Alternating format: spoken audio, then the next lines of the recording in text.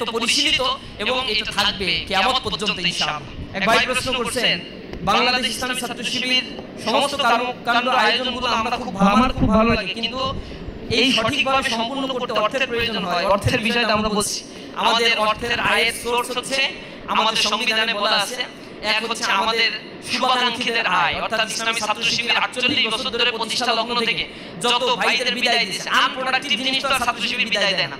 ছাত্র শিবির যা বিদায় দেয় তা যথাযথ মানুষ বিদায় দেয়, গাঁজাখোর, সিগারেটখোর, এডিক্টেড এরকম মানুষ বিদায় দেয় না। আমরা দেখি যে সংসারে 10টা ছেলে মেয়ে, ও হচ্ছে সর্বশেষ, এসে আমাদেরকে বলে ভাই আমার ঘরের পরিবারের হাল ধরতে হবে। আমি বলি তোমার 9 ভাই কি করে? বলে ভাই এগুলা তো ওরকম ভাবে ইসলাম শিখে নাই, গড়ে ওঠে নাই, আমাকে তো শিখাইছেন মায়ের প্রতি আমার লায়াবিলিটি আছে, বাবা মাকে আমার দেখতে হবে। চোখ থেকে পানি পড়ে যায়। আরে এই সমাজ ব্যবস্থা তাদেরকে টাকা দিল কিন্তু আসল ফিলোসফিটা বুঝাইতে পারলো না।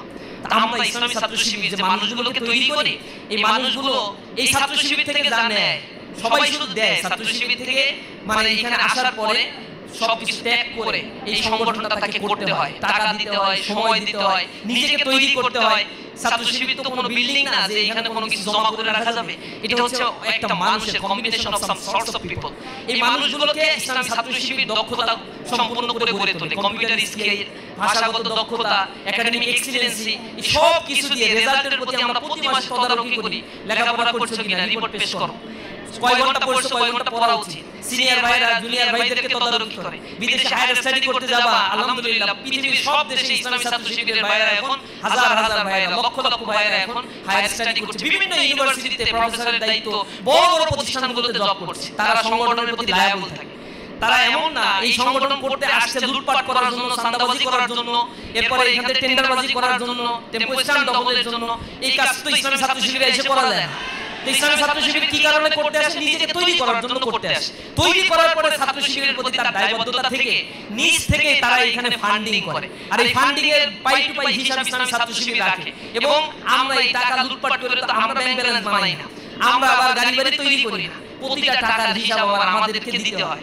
এইখানে আরেকটা বড় সিস্টেম হচ্ছে, আমি সভাপতি যদি হই, আমি কোনো টাকা আয় করতে পারবো, ব্যয় করতে পারবো না, মানে আমার হাত দিয়ে ব্যয় করতে পারবো না।